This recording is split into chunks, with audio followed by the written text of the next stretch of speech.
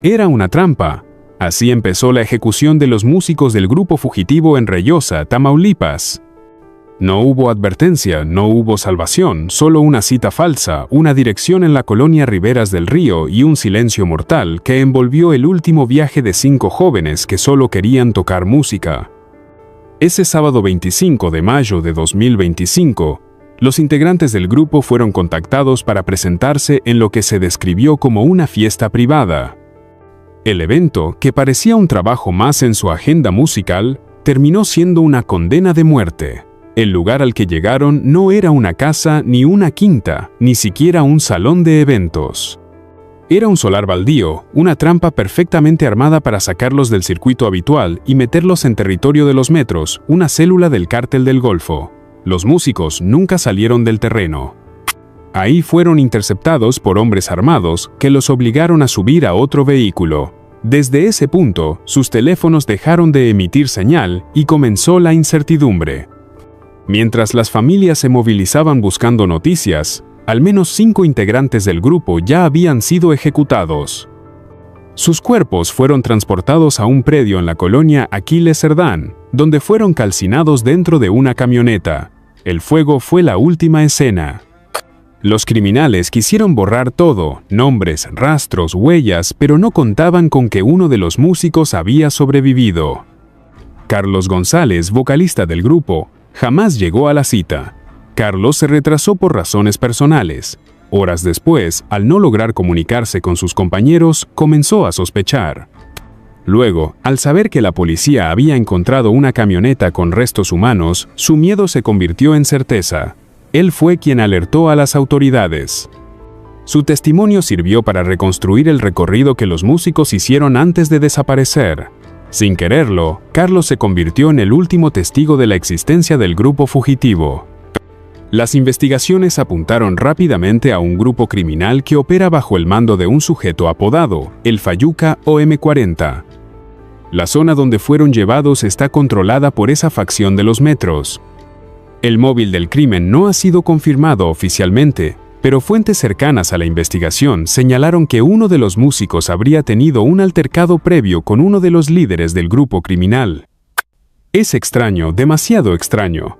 6 músicos convocados al mismo lugar, a la misma hora, con la misma promesa de tocar en una fiesta privada y solo uno de ellos no llega. Justo ese, el único que sobrevive. Carlos González, vocalista del grupo fugitivo, dijo que se retrasó. Nada más. Una explicación tan breve como desconcertante. Sus compañeros llegaron a tiempo.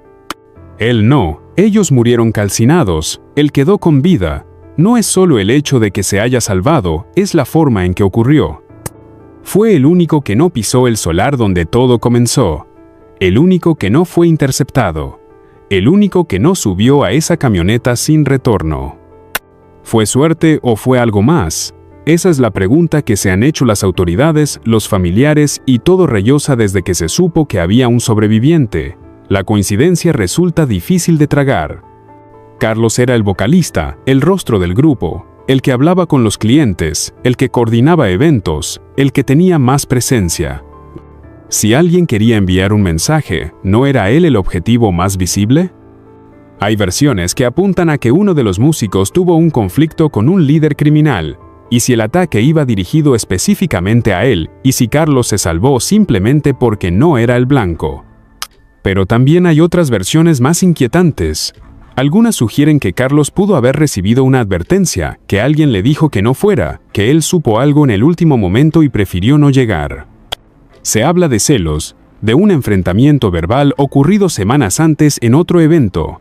Otros relatos sugieren que el crimen fue consecuencia de una interpretación errónea. Los músicos habrían sido confundidos con halcones o espías. La brutalidad con la que fueron asesinados sugiere que se trató de una orden directa, no de un crimen espontáneo. Quemar los cuerpos en un vehículo es una señal, una práctica usada para enviar un mensaje de control y poder. El lugar donde fueron encontrados los restos, un camino de terracería poco transitado, está rodeado de propiedades abandonadas. Es una zona utilizada históricamente por el crimen organizado para ejecutar y desaparecer personas. Cuando las familias llegaron al lugar, solo quedaban fragmentos de huesos, instrumentos quemados y restos de ropa. El dolor fue indescriptible. No hubo cuerpos para despedir, solo cenizas. Las autoridades de Tamaulipas detuvieron a 9 personas relacionadas con el caso, entre ellos presuntos integrantes de los metros con vínculos directos al sitio del crimen. Uno de los detenidos confesó haber estado presente durante la ejecución. Según su versión, los músicos fueron asesinados por orden de un jefe criminal que no quería testigos. Otro de los detenidos señaló que el líder del grupo fue quien se negó a tocar un corrido específico durante una reunión privada con criminales semanas atrás. Esa negativa habría sido interpretada como un insulto. La música en zonas como Reyosa es parte del territorio de los cárteles. Lo que se canta, lo que se niega a cantar, todo tiene un precio. Los fugitivos estaban intentando mantenerse al margen de los narcocorridos. Eso los hizo vulnerables. El caso ha desatado indignación en todo el país. En Reynosa, músicos locales han cancelado presentaciones por temor a represalias. Nadie quiere convertirse en el próximo grupo desaparecido. Carlos González, el sobreviviente, ha permanecido en resguardo desde entonces. Su vida cambió radicalmente. No solo es el último integrante vivo del grupo, también es el principal testigo de una masacre. Él ha declarado en varias ocasiones ante la fiscalía, aunque no estuvo en el lugar. Conoce a quienes convocaron al grupo y sabe que algo no cuadraba en la invitación. La promesa de una buena paga, el transporte incluido, la ubicación en una colonia peligrosa. Todo era una anomalía para un evento supuestamente familiar. Desde el momento en que fueron convocados, el plan ya estaba en marcha. Los músicos fueron utilizados como cebo, como víctimas perfectas de una represalia disfrazada. El vehículo en el que se desplazaban también es clave en la investigación. Coincidía con uno de los usados por una célula rival, lo cual pudo haber contribuido a la confusión o a la ejecución deliberada. Los criminales no preguntan 2 veces. En zonas de guerra como Reyosa, la sospecha es suficiente para dictar una sentencia. Los fugitivos no eran un grupo famoso, pero sí eran conocidos. Tocaban en bodas, fiestas y eventos privados. Habían ganado reputación por ser profesionales, alejados de los escándalos. Sus familias aseguran que jamás tuvieron vínculos con el crimen organizado. Tocaban por pasión, por necesidad, por sueño. La muerte de estos músicos ha reavivado los debates sobre la seguridad en Tamaulipas, donde cientos de desapariciones ocurren cada año sin solución. Los padres de las víctimas han exigido justicia. No quieren monumentos ni homenajes, quieren respuestas. ¿Quién dio la orden? ¿Por qué nadie impidió que fueran llevados a esa zona? La Fiscalía ha prometido investigar a fondo, pero la desconfianza ciudadana es alta. Muchos casos similares han quedado en el olvido. La historia del grupo fugitivo ha recorrido todo México. Sus nombres, sus rostros, su última foto juntos antes del evento se han viralizado como símbolo del horror y la impunidad. Artistas y colectivos han alzado la voz. Exigen protección real para los músicos que trabajan en zonas controladas por el narco. Hay propuestas para crear un registro nacional de eventos privados donde se presenten artistas con protocolos de seguridad obligatorios. La industria musical local está de luto. Muchos músicos han optado por dejar de tocar temporalmente. Otros están considerando abandonar el estado. Carlos González no ha vuelto a presentarse, vive con protección y sufre secuelas emocionales graves. Sobrevivió, pero no está en paz. Cada noche revive la posibilidad de que pudo haber estado ahí. Sabe que si no se hubiese sería otro cuerpo entre las cenizas. Los restos fueron identificados mediante pruebas de ADN. Las familias recibieron pequeñas cajas con fragmentos óseos, lo único que quedó de sus hijos. La tragedia ha dado lugar a una iniciativa legislativa informal que algunos llaman Ley Fugitivo. Se busca reconocer a los músicos como trabajadores en riesgo. Carlos ha dicho que no quiere olvidar a sus compañeros, que su historia debe contarse una y otra vez para que nadie crea que fue un caso aislado, porque no lo fue. El asesinato del grupo fugitivo es apenas uno entre cientos de crímenes similares que no llegan a los medios. Lo único que los diferenció fue que uno sobrevivió, y ese sobreviviente no descansará hasta que se diga la verdad completa. No murieron por estar en el lugar equivocado. Murieron porque alguien decidió que ya no debían cantar, porque su música no obedeció las reglas del miedo. Lo que hace este caso tan grande, tan perturbador y tan escalofriante es la forma meticulosa, casi teatral, en la que se planeó el exterminio completo de un grupo musical que no tenía enemigos visibles, ni cuentas pendientes, ni nexos con el crimen, y sin embargo fueron eliminados, como si fueran una amenaza directa para una estructura criminal, como si fuesen soldados enemigos cuando eran solo músicos. Lo que hiela la sangre es que los hicieron ir por su propia cuenta hacia su muerte, engañados con la promesa de una presentación. No los secuestraron al azar, ni cayeron por accidente. Alguien los seleccionó, los contactó y los citó con una dirección exacta. Fue una trampa con reloj. Quien organizó todo sabía que no habría cámaras, que nadie los buscaría hasta que ya fuera demasiado tarde y que el terror sería absoluto si después quemaban sus cuerpos. Pero lo más aterrador es que se dice que todo fue porque uno de los músicos le habría faltado el respeto a El Fayuca del grupo Los Metros al negarse a cantar un corrido dedicado a él en un evento privado semanas antes.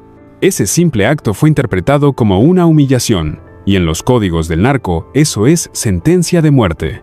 El crimen no fue solo castigo, fue un espectáculo de dominación.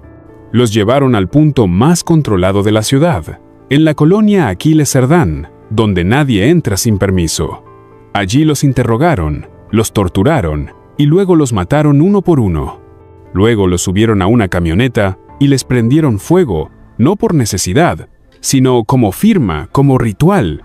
Y entonces, lo más macabro, el único sobreviviente, Carlos González, no escapó, no corrió, no se salvó porque se escondió, se salvó porque llegó tarde. Su retraso fue su escudo. Mientras sus amigos eran ejecutados y sus cuerpos ardían, él estaba a minutos del lugar, revisando el GPS, frustrado por la demora, sin saber que la muerte lo esperaba en la siguiente calle. Cuando llegó y no vio a nadie, supo que algo estaba mal, y ese presentimiento lo alejó del terreno y le salvó la vida. Su testimonio reconstruyó todo el horror. Él es ahora el único testigo vivo de una masacre organizada por venganza, ejecutada como una operación militar y ocultada entre fuego y silencio. El caso sacudió a todo México porque dejó al descubierto cómo el crimen organizado no solo domina el tráfico de drogas, sino la vida cultural, artística y cotidiana. Que incluso decir no a una canción puede ser una sentencia de muerte, que cantar o no cantar, lo que te ordenan en ciertas partes del país, te puede costar la vida. Los músicos fueron tratados como enemigos del narco, no como civiles, no como artistas, como enemigos. Y eso, en un país donde cantar es una forma de sobrevivir, significa que ya no hay refugio. Ese es el verdadero espanto de esta historia. No que hayan muerto, sino que murieron por cantar lo que querían y por negarse a cantarle al terror posiblemente. Despierta, México, ya es hora. Es hora de mirar de frente la podredumbre que se ha infiltrado en nuestras calles, nuestras colonias, nuestros escenarios. No podemos seguir enterrando músicos, periodistas, niños, madres buscadoras y fingir que es normal. No lo es. No puede serlo. Lo que ocurrió con el grupo fugitivo no fue un hecho aislado. Fue una ejecución quirúrgica. Un mensaje del narco con fuego, sangre y silencio. No por dinero, no por territorio, sino por ego, por poder, por la soberbia de saberse intocable, y porque México aún hoy no reacciona. ¿Qué tan enferma está una sociedad donde decir «no canto tu corrido» es motivo de tortura y ejecución? ¿Qué tan rota está nuestra justicia cuando 9 criminales son detenidos? Pero los autores intelectuales siguen cómodos mandando desde la sombra. México, nos están matando a todos en pedazos. Nos han enseñado a callar, a aceptar, a no meternos como si guardar silencio nos salvara. Pero la muerte ya no respeta eso. La muerte ahora tiene micrófono y fusil.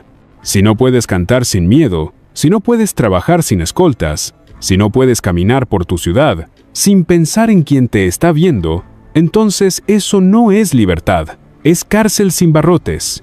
Despierta, México, porque mañana podría ser otro grupo, otro periodista, otra niña desaparecida, y el ciclo seguirá hasta que la rabia se vuelva grito, hasta que entendamos que ningún Estado puede vivir de rodillas ante el crimen. Ya es hora, ya no hay excusas, no por venganza, por dignidad, por ellos, por nosotros, por los que vendrán. Despierta.